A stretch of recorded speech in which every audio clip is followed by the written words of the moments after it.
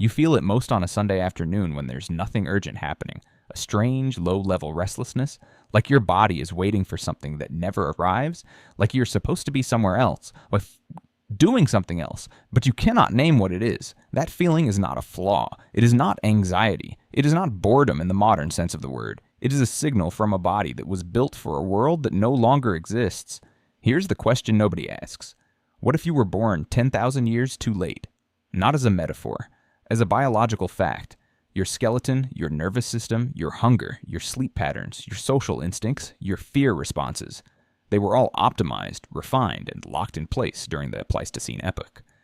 A stretch of time so vast it makes all of recorded human history look like the last page of a very long book.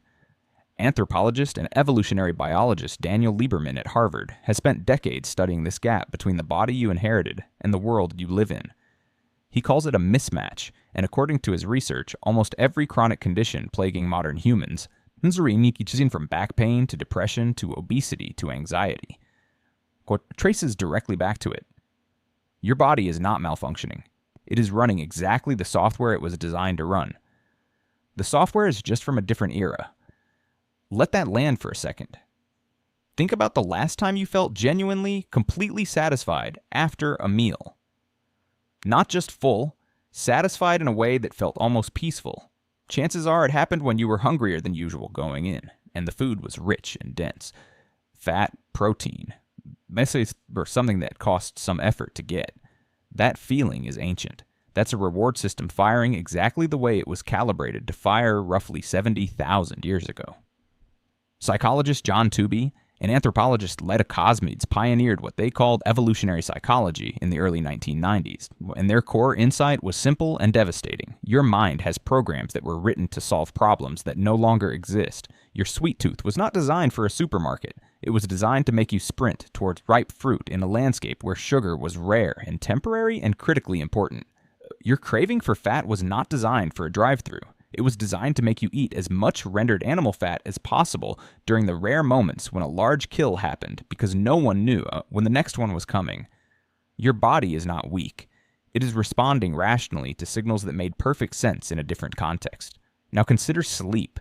You probably feel like you fight your body to fall asleep and fight it again to wake up. You use alarms, you use blackout curtains, you use caffeine to pull yourself into alertness. And then at some point in the late afternoon, usually between 2 and 3 o'clock, you hit a wall. Your eyes get heavy. Your focus collapses.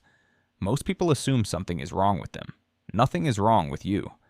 Anthropologist Jerome Siegel at UCLA spent years studying the sleep patterns of 3 pre-industrial hunter-gatherer societies, the Hadza in Tanzania, the San in Namibia, and a group in Bolivia, people whose lives have remained largely insulated from electric light and industrial scheduling. What he found overturned almost everything we thought we knew about sleep. These groups did not sleep 8 straight hours. They slept in phases. They stayed up for a period after dark, socializing, tending fire, telling stories, then slept a consolidated block, and many took a short rest in the early afternoon. Sound familiar? That 2 to 3 o'clock wall you hit is not a coffee deficiency. It is a biological sleep phase that your hunter-gatherer body is trying to take, whether your office calendar allows it or not. Your body expects a nap. It has always expected a nap. The modern world simply never gave it one and then diagnosed you with a productivity problem. And then there is the deeper strangeness. The social strangeness. For nearly all of human history, you never lived among more than about 150 people.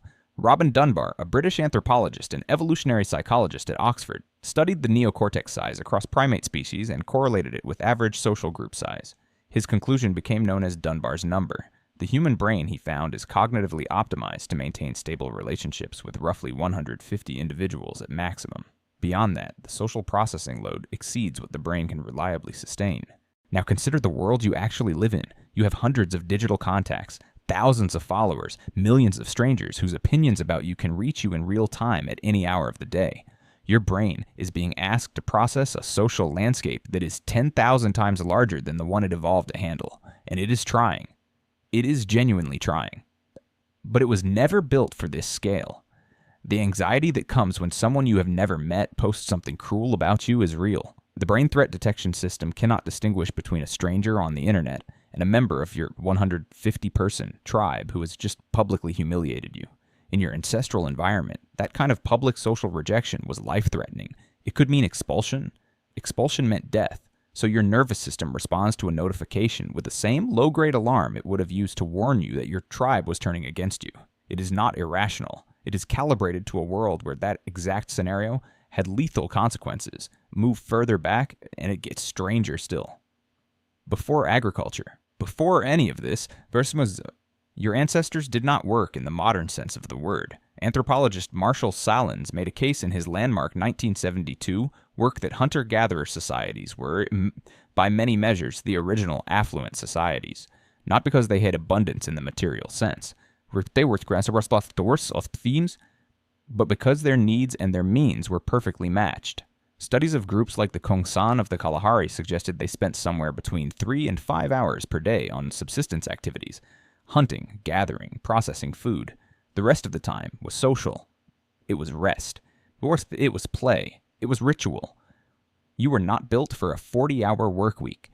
You were not built for a screen-lit open plan office, for back-to-back meetings, for the particular exhaustion of performing productivity under continuous observation. The chronic fatigue that so many people experience is not weakness. It is a body screaming that the current demands have no ancestral precedent, and it does not know how to metabolize them. But here is the twist. And it is an important one. This is not an argument for going back. You cannot go back. And most of what the modern world provides, medicines, food security, clean water, freedom from violence at the scale that consumed ancestral life, is genuinely, irreversibly better. The average lifespan of a Paleolithic human was not romantic.